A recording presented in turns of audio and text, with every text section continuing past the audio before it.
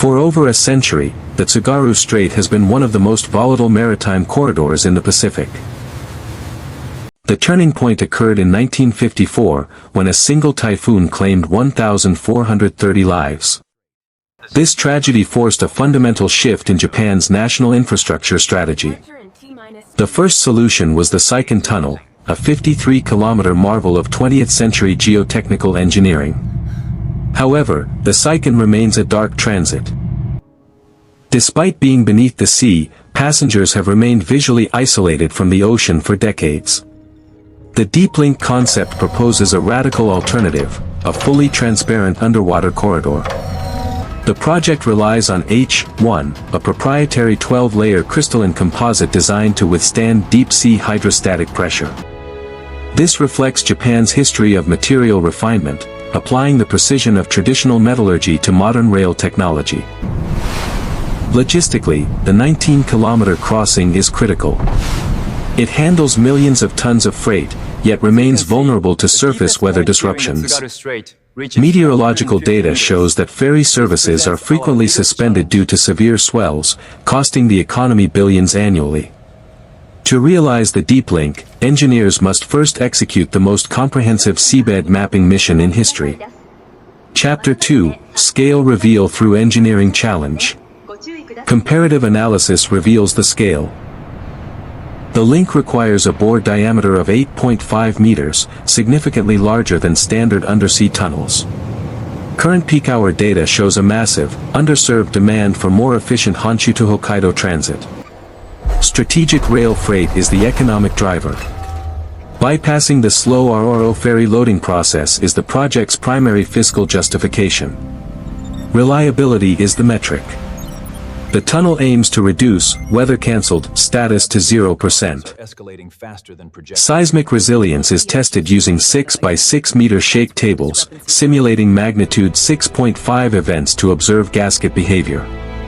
Geological surveys have identified 3 major active faults beneath the strait floor that must be bypassed. A $45 billion budget allocation reflects the high-stakes nature of this national infrastructure commitment. Lead structural engineers emphasize that material strength must precede all other design considerations.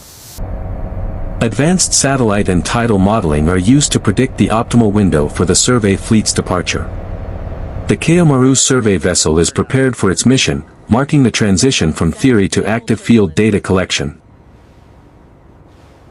Chapter 3, Survey Departure Through Seabed Discovery. The vessel enters the open strait, where it will begin its systematic survey of the seabed topography. Multi-beam echo sounders are deployed to paint a high-resolution map of the hidden landscape.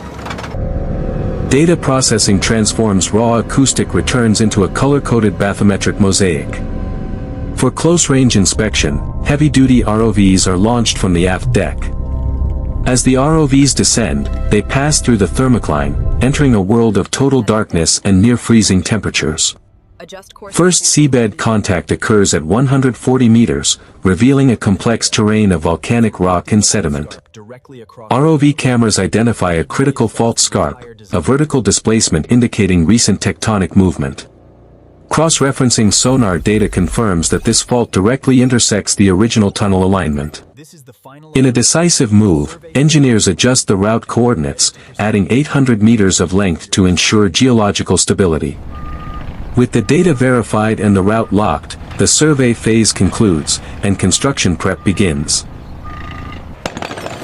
Topic 2, Seabed Survey and Site Preparation.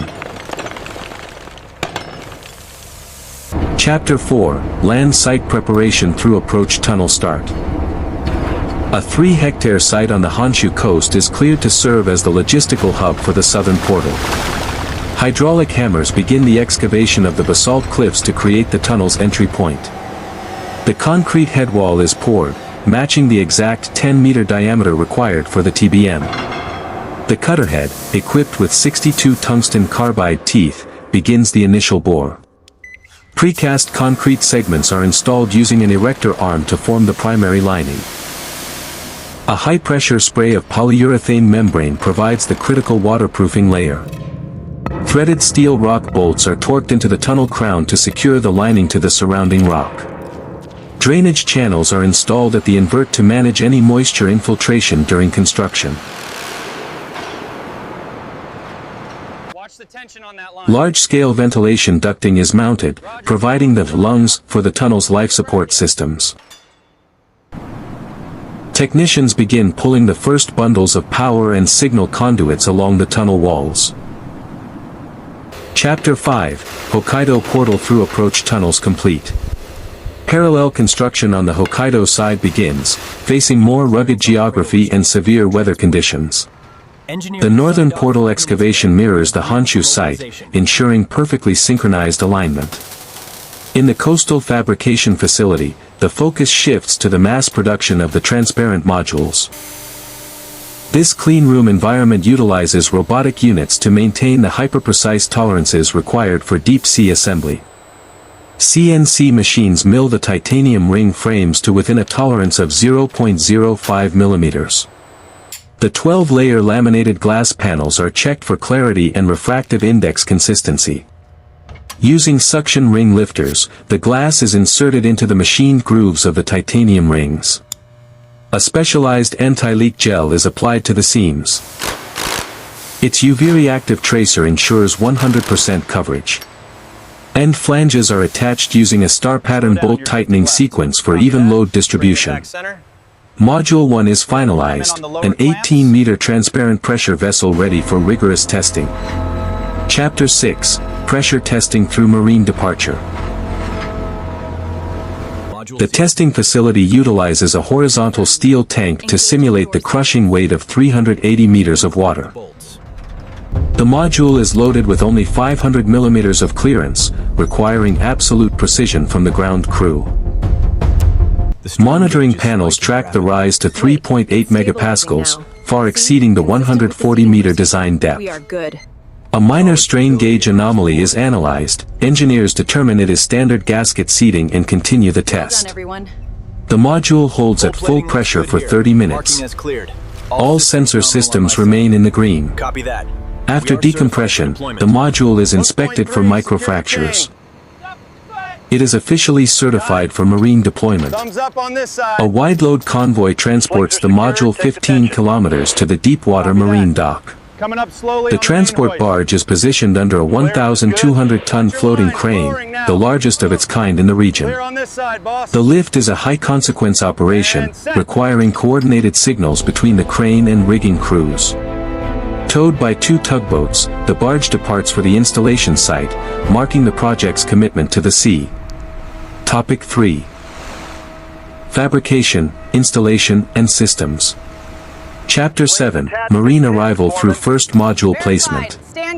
The offshore assembly site is managed via an array of surface buoys and GPS-linked anchor barges. High-tensile rigging is attached to the module's end flanges, preparing it for its final descent. The module clears the barge deck and is swung outboard, suspended above the dark waters of the strait. Entry into the water column creates a significant cavitation ring before the module stabilizes.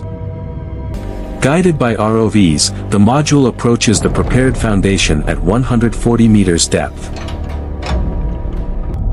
Precision landing occurs as the support shoes lock into the seabed receiver sockets. Saturation divers perform a tactile inspection of the hydraulic clamps to ensure mechanical locking. The surface fleet repositions to prepare for the deployment of the second module. The joining of the 2 end flanges utilizes 400 tons of pull force to compress the Omega profile gasket. Gasket integrity confirmed. Ultrasonic scans confirm the seal is airtight, creating the first dry joint on the seabed. Chapter 8, The Growing Tunnel Line on the Seabed. Each 18-meter segment adds to the growing crystalline artery stretching across the strait floor. The deployment becomes a submarine assembly line, optimized for continuous deep-sea construction. From the interior, the marine environment is now visible, marking the first time humans can observe this depth without a submersible. Automated welding units finalize the external structural connections between modules. A lighting test illuminates a full mile of the tunnel, proving the viability of the internal LED system. Engineers manage the structural load in real time using a 3D digital twin linked to seabed sensors. The logistical chain remains constant, a bridge of supply ships connecting the fabrication yard to the abyss. Hydrophobic coatings are applied to the Shinkansen's exterior to maintain aerodynamic efficiency in high-humidity environments. The 12-layer glass creates a thin but absolute barrier between two radically different pressure environments. With the modules placed, focus turns to the installation of the high-speed maglev rail system. Chapter 9, The Abyss Trench Challenge. The route confronts its greatest hurdle, the Abyss of Tsugaru, where the seabed drops into a massive volcanic trench. The tunnel segment must hang over the void, supported only by heavy lift cables until the transition frame is secured. Robotic specialists utilize haptic feedback suits to guide the Mantis ROVs through the high-pressure environment. 8-knot crosscurrents threaten to push the segment out of alignment, testing the limits of the ROV thrusters. Stabilizer jets are fired at maximum power to counteract the unpredictable deep-sea drift. The mechanical tension in the cables is monitored for harmonic vibrations that could compromise the lift. Guide pins engage the receiving flange, achieving a sub-centimeter alignment over the trench. The view from the transparent floor reveals the absolute scale of the deep-sea void below. The locking mechanism engages. The trench crossing is no longer a theory, it is a structural reality. On the surface, the successful crossing is confirmed via satellite link to the command center in Hokkaido. Chapter 10, Deep-Sea Construction Hazards.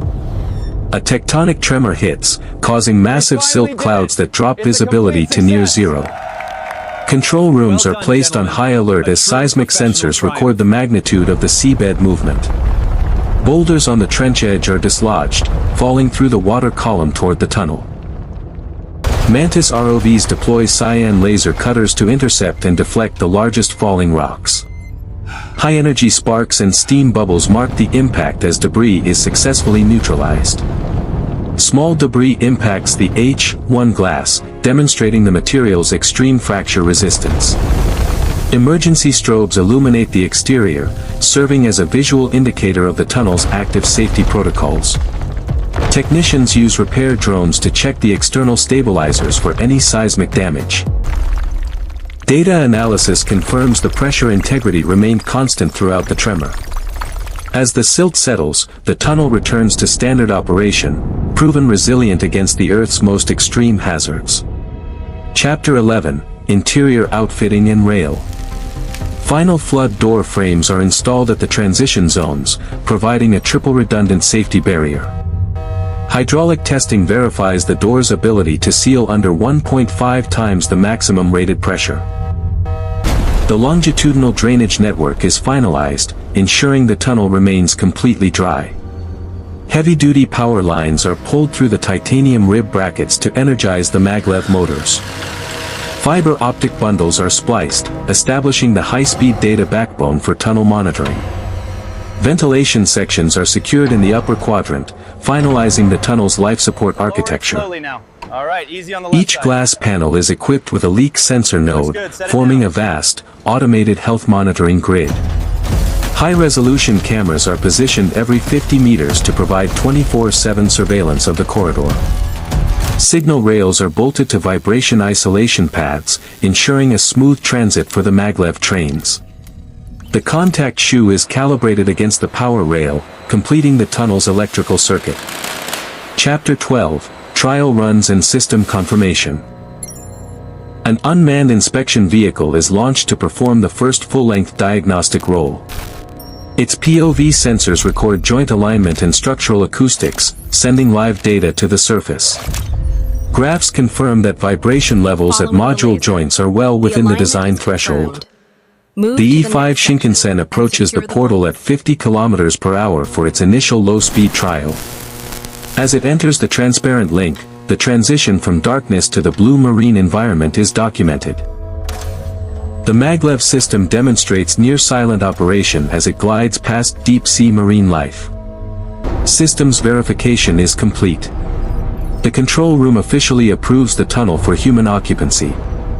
A final test of the emergency flood door confirms the project's commitment to passenger safety. From the seabed, the train appears as a luminous capsule, moving through the Pacific abyss. The Shinkansen emerges in Hokkaido, completing the first-ever walking speed crossing beneath the Tsugaru Strait. Topic 4, Finishing, Passengers and Legacy. Chapter 13, Finishing the Vision.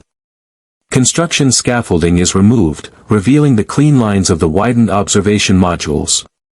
Minimalist safety barriers are installed, providing protection without obstructing the panoramic views. Polished dark stone flooring is laid, selected for its high reflectivity and durability in marine environments.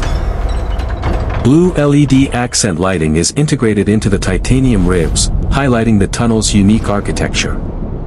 Robotic polishers finalize the exterior glass surface, achieving a crystal-clear visual interface with the ocean. The lead engineer performs a final walkthrough, verifying the aesthetic and structural finish of the vision. Got it. This is the last Chapter hole. 14, The Passenger Experience. The Aomori terminal combines modern Japanese minimalism with natural lighting and cultural motifs. First-time passengers arrive, their reactions captured as they prepare for a journey unlike any other. Boarding the Sea Falcon Shinkansen, a train designed specifically for panoramic deep-sea transit. Acceleration data shows the train reaching 500 km per hour as it nears the tunnel entry. Entering the portal, the environment shifts from terrestrial daylight to internal tunnel illumination. The visual transition inside the cabin is dramatic, as the concrete walls are replaced by the Pacific Ocean. Marine life, including massive manta rays, is observed directly through the 12-layer glass. At night, bioluminescent organisms create a unique, celestial aesthetic outside the train windows. Looking through the transparent floor, the scale of the 140-meter depth is fully apparent to the passengers. The sight of a blue whale overhead demonstrates the true immersion of the Deep Link experience. The Silver Shinkansen moves through the cyan-lit corridor, a masterpiece of modern mobility. Chapter 15, Engineering Legacy. From the air, the Honshu and Hokkaido shores are now connected by a permanent, glowing blue artery. This connection effectively resolves a century of logistical struggle dating back to the 1954 disaster. The Deep Link represents a leap in national architecture, moving from darkness to a vision of the future. Freight rail through the link ensures food security and year-round economic stability for the northern regions. A titanium plaque honors the thousands of engineers and workers who realized the impossible. For the project team, the blue glow beneath the waves is a reminder of their shared resolve. I've never seen anything like it. The Tsugaru Deep Link is now a permanent feature of the Earth's physical and economic geography. As the sun rises over Hokkaido, the first commercial run emerges, marking a new era for Japan.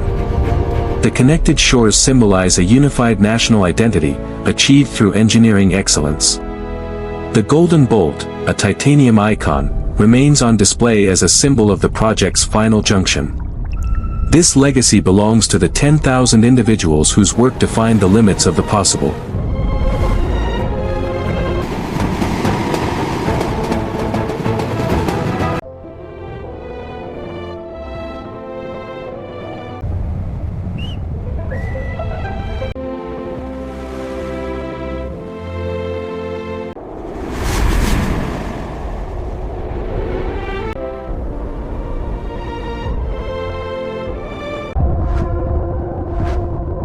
The Deep Link serves as a global blueprint for a future without maritime barriers. The Tsugaru Deep Link.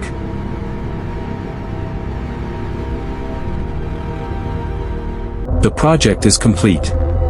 The future is clear.